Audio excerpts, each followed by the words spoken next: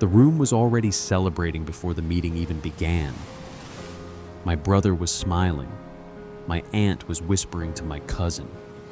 And for the first time in months, my mother looked relieved.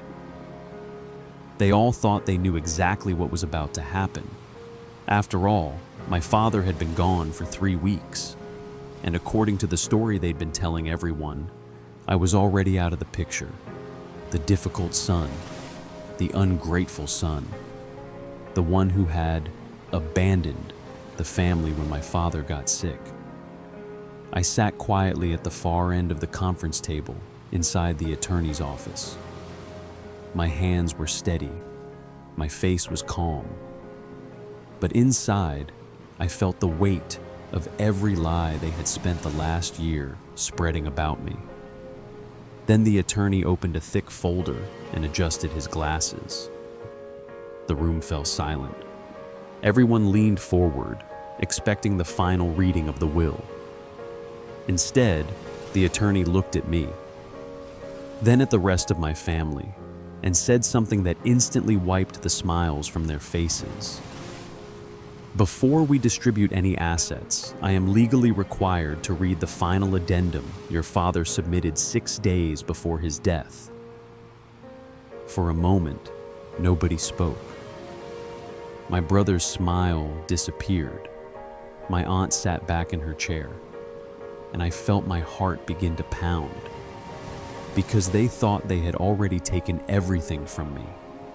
The inheritance, the family business, even my father's memory.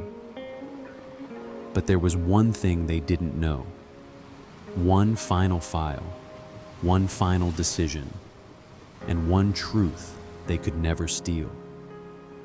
What happened next changed everything they thought they knew about my father and about me. Looking back, I don't think I was ever supposed to be an equal member of the family. Not really. In my family, everyone had a role, and once a role was assigned, it never changed.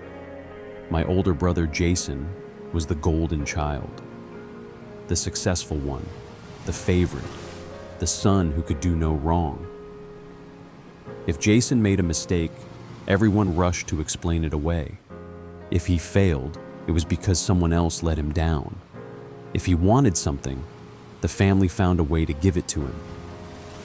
Then there was me, the scapegoat, the difficult one, the son who was always expected to understand, to sacrifice, to be patient.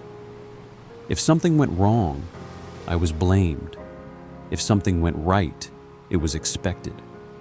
For years, I convinced myself that was just how families worked. I told myself that loyalty mattered, that keeping the peace mattered, that one day people would notice who was actually carrying the weight. They never did. Instead, my family used love like a leash. Whenever I disagreed, I was called selfish.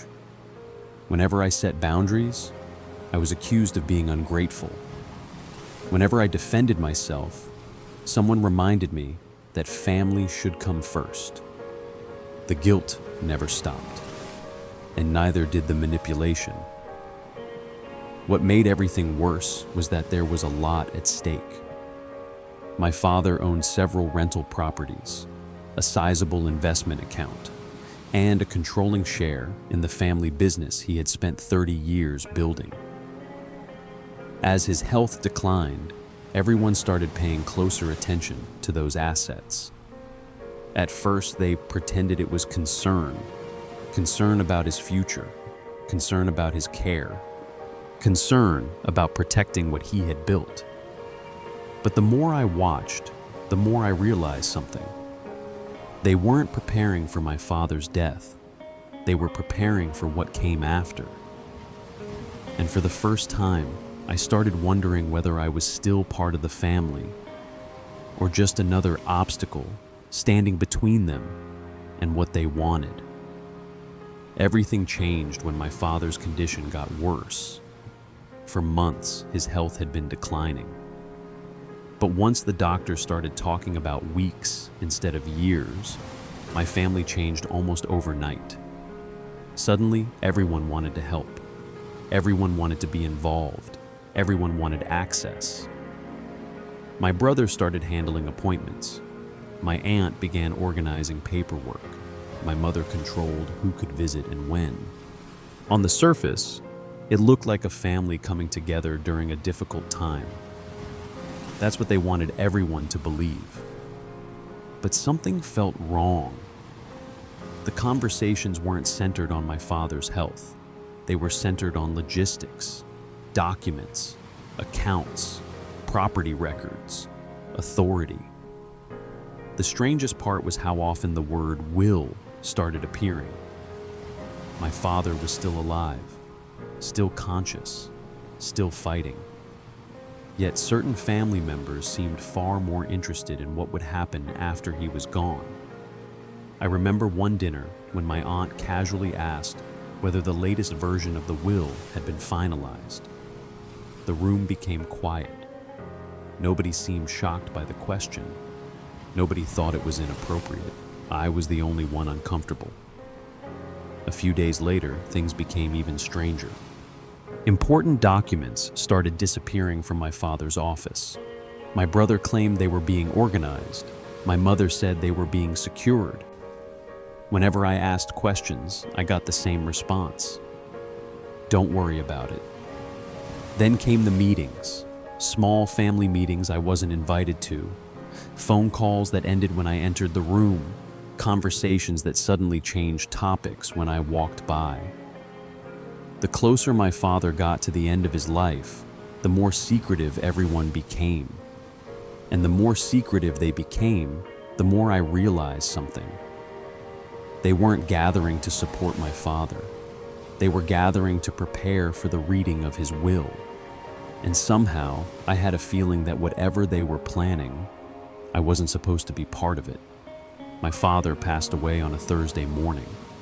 By that evening, it felt like I had already been pushed out of my own family. Everything happened fast. Too fast. My brother took control of the funeral arrangements. My aunt handled communication with relatives. My mother stayed surrounded by people who somehow made it impossible to speak with her alone. Every decision seemed to happen somewhere else. And every time I asked a question, I was told the same thing. Don't worry about it. At first, I thought everyone was grieving in their own way. Then I realized something. Grieving people don't hide paperwork. Grieving people don't whisper behind closed doors. Grieving people don't treat a family member like a threat. A few days after the funeral, I was invited to a meeting at my parents' house. Not to help make decisions, not to review anything, just to listen. That detail bothered me immediately. When I arrived, several documents were already spread across the dining room table. Some carried legal letterheads, others looked like financial records. I recognized none of them. When I asked for copies, my brother quickly gathered them into a folder. These are being handled, he said. Handled by whom? Nobody answered. The more questions I asked, the colder the room became. Then came the moment I still can't forget. I learned that a power of attorney and several estate-related documents had been discussed during my father's final weeks. Documents I had never seen, meetings I had never attended, conversations nobody had told me about. When I requested copies, my aunt immediately refused. My brother backed her up. My mother remained silent. That silence hurt more than anything else. Because in that moment, I understood exactly where I stood. Not beside my family, across from them. I left that meeting with a feeling I couldn't shake. The feeling that decisions about my father's legacy had already been made. And whatever role I once had in this family, someone had already decided to erase it. The campaign against me started almost immediately after the funeral. At first, it was subtle. A relative stopped returning my calls. A cousin suddenly became distant. Messages in the family group chat received replies from everyone except me. I noticed it, but I didn't understand it. Not yet. Then the rumors started reaching me. Apparently, I was fighting over money. Apparently, I was demanding a larger share of the inheritance. Apparently, I was causing problems while everyone else was trying to heal. The stories changed depending on who was telling them. But they all painted me the same way: greedy, selfish, unstable. The irony was almost laughable. My father hadn't even been gone a month. I wasn't asking for money. I wasn't asking for property. I was asking questions. And somehow, asking questions had become proof that I couldn't be trusted. The person leading most of the conversations wasn't my aunt. It wasn't my mother. It was Jason, the golden child, the son everyone believed, the son nobody questioned. Whenever relatives asked what was happening, he already had an answer ready. He won't let things go. He's making everything harder. We're trying to keep the family together. The worst part was how convincing he sounded. Because he never attacked me directly, he positioned himself as the victim, the peacemaker, the exhausted son trying to manage a difficult situation. Meanwhile, I became the problem, the obstacle, the source of conflict. Within weeks, invitations stopped arriving. Family dinners happened without me. Conversations ended when I entered a room. Even relatives who had known me my entire life began treating me differently. And for the first time, I realized something terrifying. This wasn't grief. This was isolation. Someone was carefully controlling the story before I ever had a chance to tell my side. And the more successful they were, the more alone I became. By then, I wasn't just losing my father. I was losing my entire family. And they were making sure everyone believed it was my fault. A few weeks after the funeral, the rumors stopped being enough. They wanted something more: paperwork. That's when the pressure really started. My brother called and said the estate attorney needed everyone to sign a few routine documents. Nothing complicated, nothing important. Just paperwork to help settle the estate. At least, that's how he described it. When I arrived, several documents were already waiting on the table. My aunt immediately pointed to the signature lines. Jason handed me a pen, and before I had read a single page, they were already telling me where to sign. That alone made me suspicious. So I started reading. The deeper I got, the more uncomfortable I became. Some documents acknowledged receipt of information I had never received. Others appeared to limit future disputes regarding the estate. One section even suggested beneficiaries accepted the current distribution process, a process nobody had actually explained to me. When I asked questions, the room changed. The smiles disappeared. The patience vanished. Suddenly, I was being difficult again. My aunt rolled her eyes. Jason sighed dramatically. My mother quietly asked why I couldn't trust the family. There it was, the guilt, the same weapon they always used. If I signed, I was cooperative. If I hesitated, I was selfish. If I asked for legal advice, I was creating problems. The pressure kept building. Everyone wanted an answer immediately. Nobody wanted me taking the documents home. Nobody wanted me showing them to an attorney. That told me everything. So I did something they weren't expecting. I refused to sign. The reaction was immediate. Jason's voice became sharper. My aunt stopped pretending to be polite. For the first time, the threats weren't hidden, behind smiles. If you keep doing this, you're only hurting yourself. The message was clear. They had expected obedience. Instead, they got resistance. And the moment I refused to sign, I realized something. This was never about helping the family settle the estate. It was about getting me to surrender my rights before I understood what they were worth. A month after my father's funeral, the family gathered at the attorney's office for the reading of the will. By then, I already knew something wasn't right. Too many secrets, too many meetings I wasn't invited to, too many documents nobody wanted me to see. Still, part of me believed my father would never leave me out completely. Then the attorney began reading. The rental properties went to Jason. Investment accounts were divided between other family members. Business shares were assigned, one asset after another, and my name never appeared. I sat there, waiting. Certain it would come up eventually. It didn't. Page after page, everyone around me seemed relaxed, almost like they already knew the outcome. Then the attorney finally reached a section with my name. For a moment, my heart lifted, until I heard what it actually was. A small cash amount, nothing more.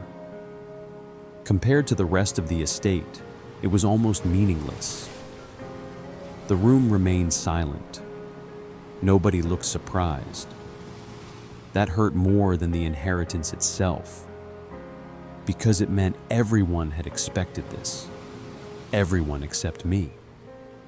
Then Jason leaned back in his chair and smiled. Looks like Dad knew who he could trust. A few relatives looked down at the table. Nobody challenged him. Nobody defended me. I felt every eye in the room waiting for a reaction, waiting for me to lose control, waiting for me to prove every rumor they had spread about me. But I stayed silent. Not because I accepted what I had just heard, because something felt wrong, very wrong. As I looked around the room, one thought kept repeating in my head.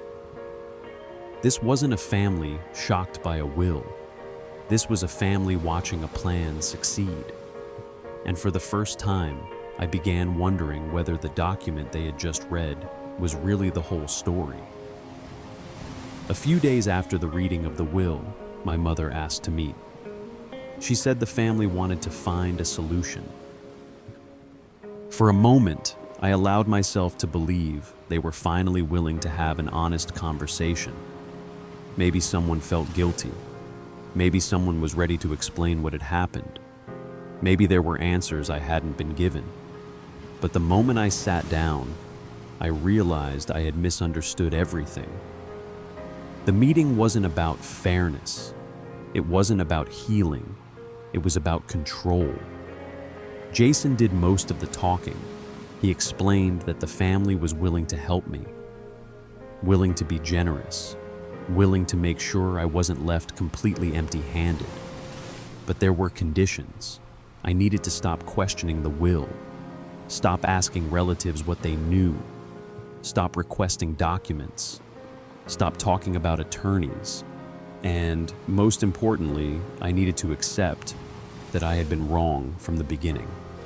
My mother started crying. She said the conflict was tearing the family apart. She said my father would be devastated if he could see us fighting. Every sentence was carefully designed to create guilt, to make me doubt myself, to make me surrender. Then Jason slid a document across the table. It stated that I accepted the estate distribution and agreed not to challenge it in the future. In exchange, they offered me a small payment, not transparency, not respect, not answers, just enough money to buy my silence. When I refused, Jason laughed, not loudly, just enough to make it clear he believed I had no leverage, no options, no future. In that moment, something inside me finally broke. I had already lost my father. I had already lost my place in the family. And now they wanted me to apologize for recognizing what they were doing. It was the lowest point of my life. But it was also the moment everything changed. Because for the first time, I stopped being afraid of disappointing them. For several days after that meeting, I did nothing. At least, that's what my family thought. I stopped arguing, stopped defending myself, stopped trying to convince anyone that I had been treated unfairly. Every time I picked up the phone, I reminded myself of one thing. The people who wanted the truth already would have asked for it. Everyone else had already chosen a side. Then, by accident, I heard something I was never supposed to hear. I was leaving my mother's house after dropping off a few of my father's belongings when I realized I had forgotten my keys. As I walked back toward the kitchen door, I heard my aunt's voice from the next room. "Delete that file." A pause. Then another voice. "Jason. He doesn't know about the addendum anyway." The room went silent. So did I. Addendum. The word hit me like a punch. They had spent weeks acting like the will was final, like the reading was over, like there was nothing left to discuss. Yet here they were talking about something else, something I supposedly didn't know existed. That was the moment I stopped trying to win arguments. Because arguments could be manipulated, evidence couldn't. The next morning, I scheduled a consultation with a different attorney, not the family attorney, someone with no connection to my relatives. I brought everything I had: emails, messages, notes, copies of documents, a timeline of events stretching back months. The attorney listened quietly, then asked a simple question.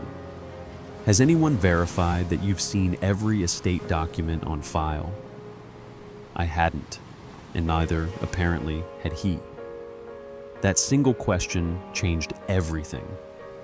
Over the next week, I started collecting anything connected to my father's final months: old emails, scanned documents, text messages, calendar entries, medical visitation records, even receipts showing how often I had driven him to appointments while the rest of the family claimed I wasn't involved. Piece by piece, a different picture began to emerge. Not proof, not yet, but enough inconsistencies to make me keep digging. Then a retired accountant who had worked with my father for years agreed to meet me. During our conversation, he casually mentioned reviewing updated estate paperwork shortly before my father's death. Updated, not original. Updated. That word stayed with me all night. The more records I gathered, the less believable my family's story became. Dates didn't line up. Conversations didn't match the timeline they had given me. People who claimed they knew nothing somehow appeared in meetings connected to the estate. Small details by themselves meant very little, but together they formed a pattern. And that pattern pointed to one conclusion. Someone had worked very hard to control what I saw, which meant there was probably something they didn't want me to see. For the first time, I stopped asking whether I had been excluded by mistake. I started asking who benefited from keeping me in the dark. And every answer seemed to lead back to the same people. My brother, my aunt, the people who had gained the most from my silence. For the first time since my father's death, I felt something other than grief.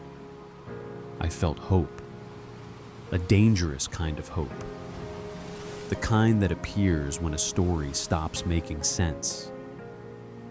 Because one thing had become painfully clear: if there was a final will, then there was a very real chance there was something else. Something hidden, something they were terrified I would find. And if there was a main will, then there was a good chance there was something they never wanted me to see. After hearing the word addendum, I stopped arguing. For weeks, I had been trying to defend myself, trying to explain, trying to convince people I wasn't the villain my family claimed I was. It never worked. The more emotional I became, the stronger their story looked. So I changed strategies. I stopped reacting. I stopped answering accusations, and I stopped trying to win people back. Instead, I focused on facts. Every conversation moved to writing. Texts, emails, letters. If someone wanted to say something important, I wanted a record of it. That simple change immediately made people more careful. Some relatives stopped contacting me altogether. Others suddenly avoided direct answers. That alone told me I was moving in the right direction. At the same time, I began organizing everything connected to my father's final months. Emails, photos, appointment records, messages about his medical care, anything that could help establish a timeline. Every document was saved. Every date was recorded. Every detail mattered. The process wasn't exciting. It was slow, sometimes exhausting. But the more information I gathered, the calmer I became. For months, my family had tried to make me doubt myself. The documents didn't doubt. The records didn't lie. And for the first time since my father's death, I stopped feeling like a victim. I wasn't chasing answers anymore. I was building a case. And I didn't need my family to believe me. I only needed the truth to survive long enough to be proven. Once everything was organized, I started building a timeline. Not assumptions, not theories, just facts. The date my father's health declined. The date he stopped handling certain financial matters. The date family meetings suddenly increased. The date I was excluded from conversations. Then I focused on the will. When it was drafted, when it was updated, who was present, who transported my father to appointments, who claimed to know about the changes. The deeper I looked, the stranger things became. Certain dates didn't match the story my family had been telling. Jason claimed my father personally discussed the final version with him.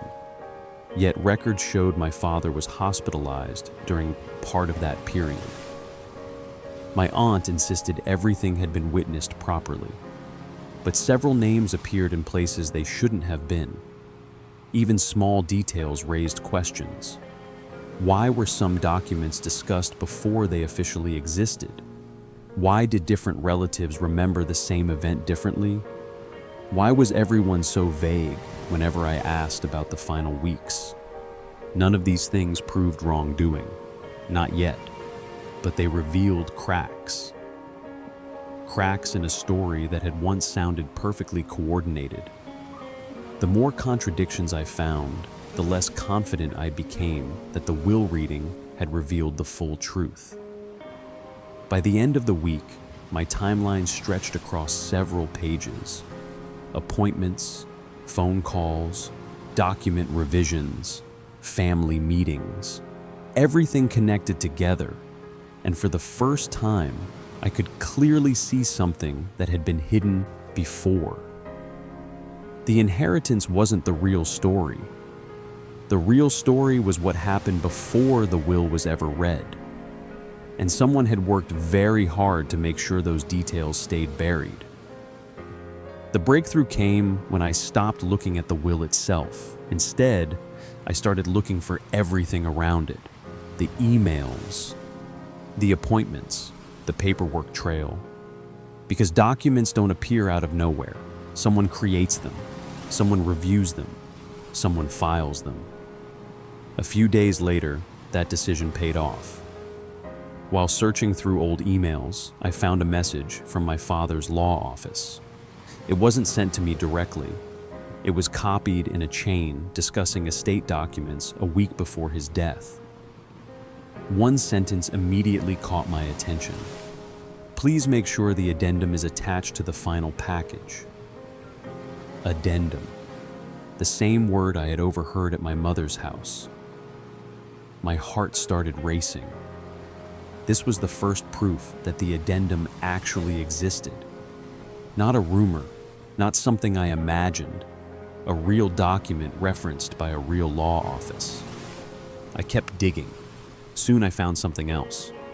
A billing record showing additional estate work had been completed just days before my father's death. Additional work, not the original will. Additional work.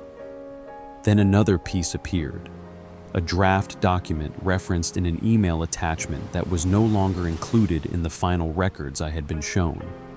The pattern was becoming impossible to ignore. But documents weren't my only advantage.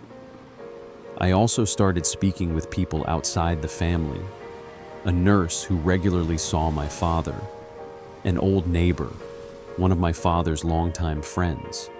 None of them knew the entire story, but each remembered small details, conversations, visits, comments my father had made during his final weeks. Individually, those details meant very little. Together, they painted a picture very different from the one my family was presenting. For the first time since the reading of the will, I felt something shift. I wasn't chasing suspicions anymore. I was collecting evidence. And evidence was something my family couldn't control. At that point, I had enough evidence to know something was wrong. But knowing wasn't enough. I needed them to reveal it themselves. So I did something that surprised even me. I stopped pushing, stopped asking questions, stopped mentioning the addendum. From the outside, it looked like I had accepted defeat. Jason certainly thought so. His messages became more confident. My aunt stopped being careful. Even my mother seemed relieved. For the first time since the will reading, they believed the problem had gone away. That was exactly what I wanted. Meanwhile, I kept preparing. Every message was saved. Every email was archived. Every conversation was documented. Then I suggested a final meeting with the estate attorney.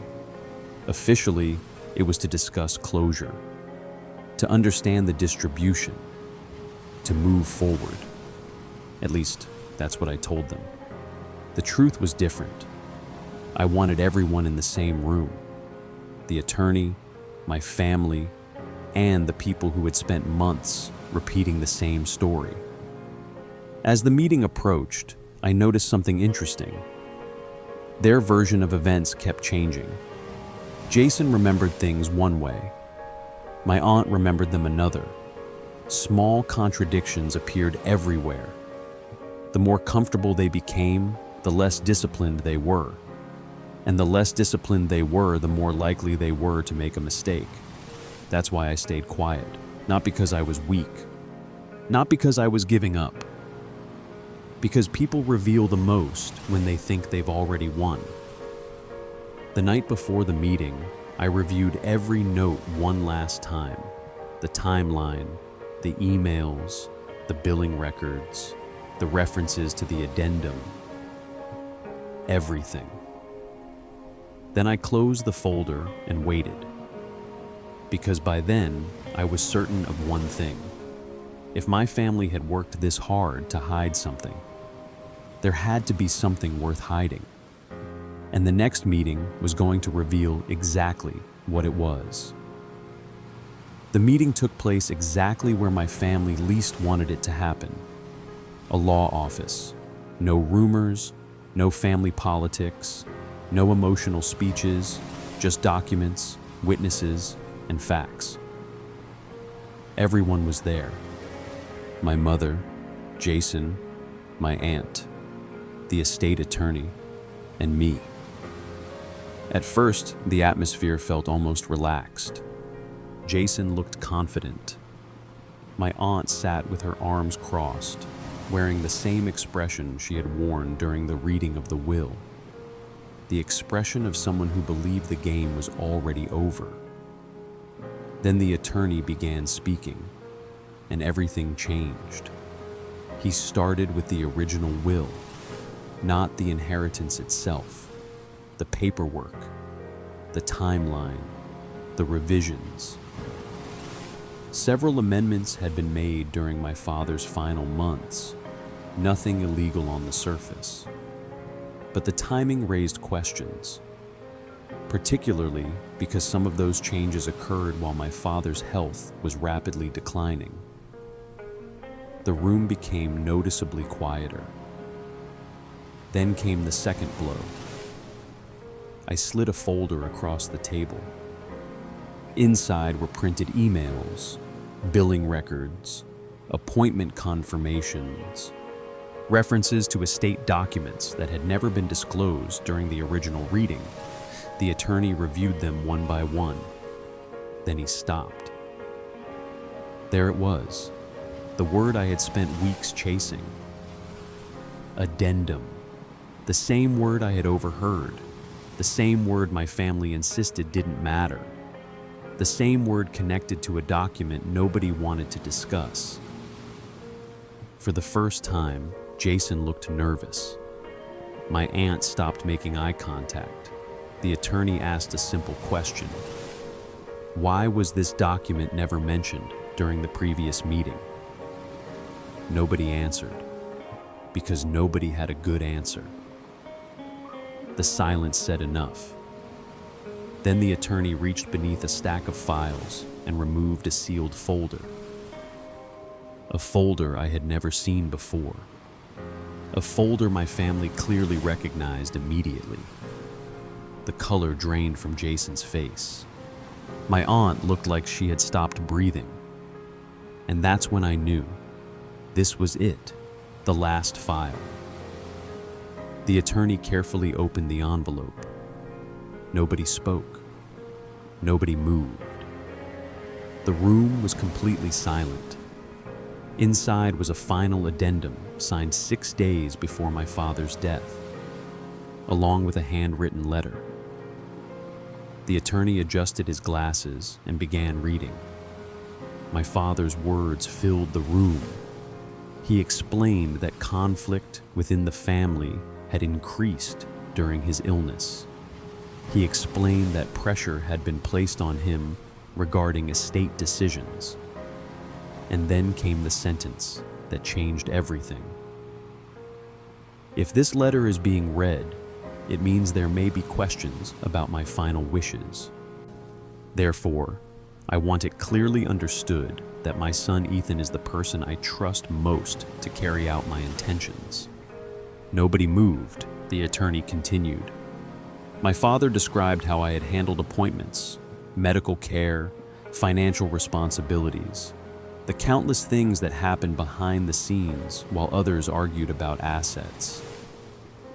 Then came the final revelation. The addendum transferred authority over a family trust and several key estate decisions to me. Not Jason, not my aunt, me. The room exploded. Jason immediately started talking. Then my aunt, then my mother. Everyone suddenly had an explanation. Everyone suddenly wanted to negotiate. The same people who spent months treating me like I didn't matter were now asking questions, looking for compromises, searching for ways to contain the damage. But it was too late. The truth was already in the room, printed, signed, recorded.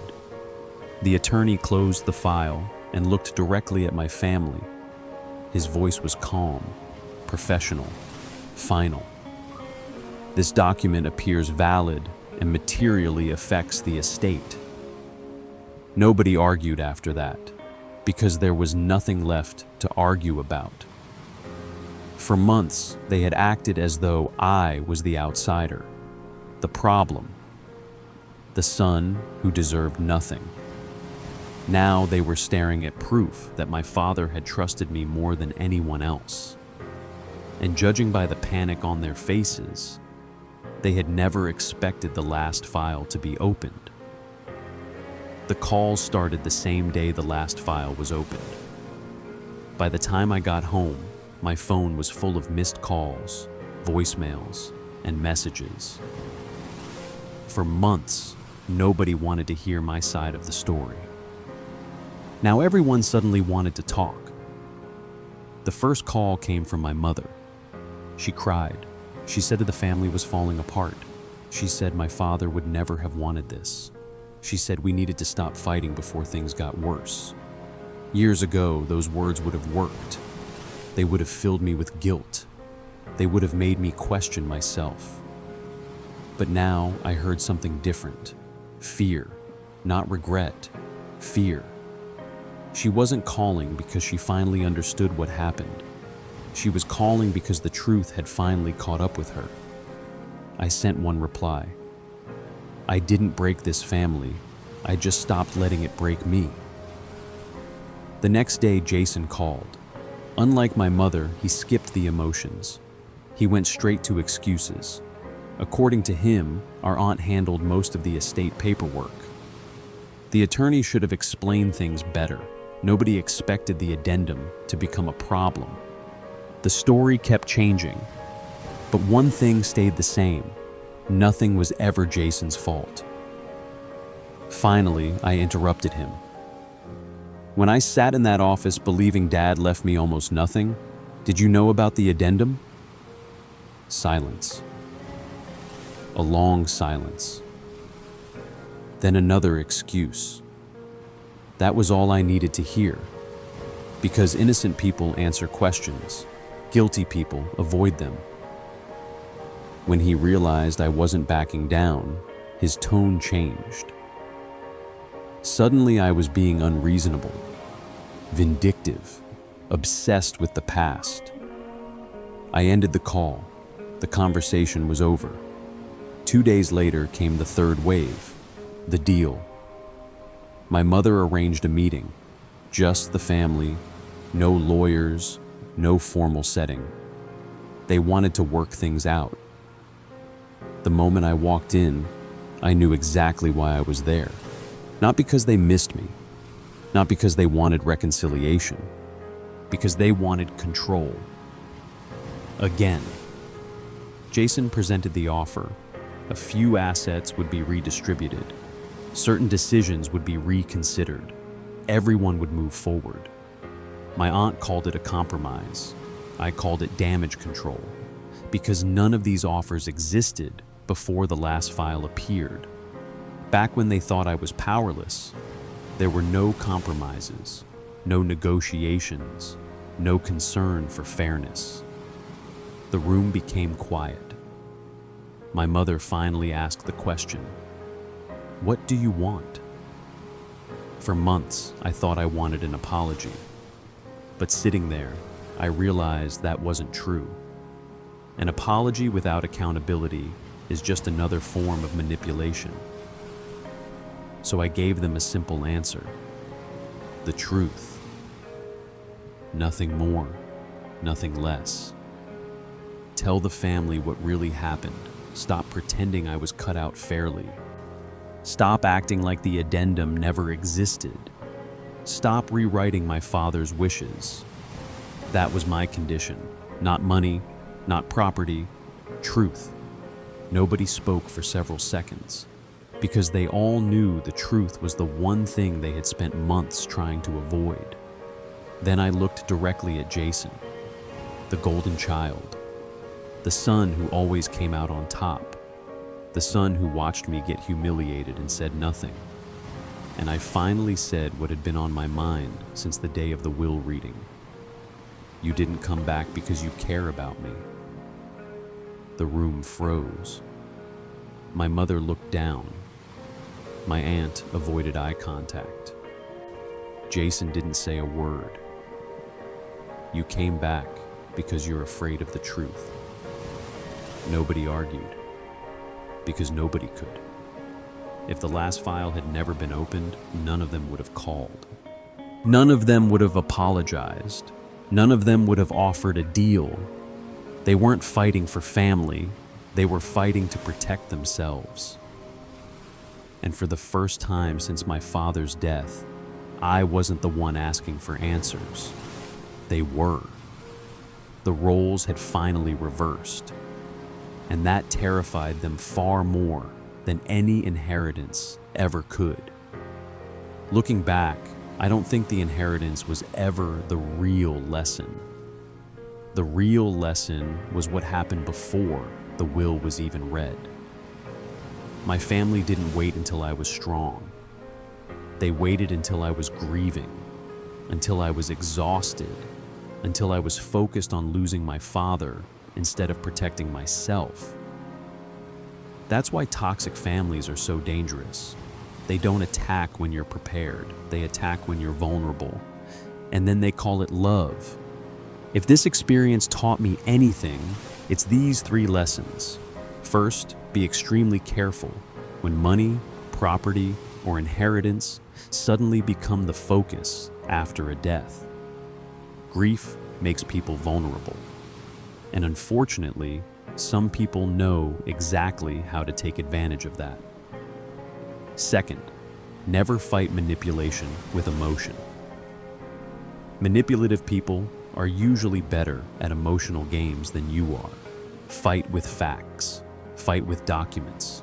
Fight with evidence. Evidence doesn't get intimidated. Evidence doesn't change its story. And evidence doesn't care who the favorite child is. Third, sharing blood with someone does not give them the right to control your life. Family should be built on trust and respect, not guilt, not pressure, and not the expectation that you'll sacrifice everything while receiving nothing in return. The day I was cut out of the will wasn't the day I lost my family. It was the day I lost the illusion of who they really were. But this story isn't over, because after they lost control of the inheritance, they decided to get revenge. And what they did next was even more shocking than the will itself. Comment 1 if you've ever been cut out of a will, cheated out of an inheritance, or fought over family assets. Comment 2 if you want the next part, where my family tried to retaliate after realizing they had lost. Trust me, that chapter was far uglier than the first one.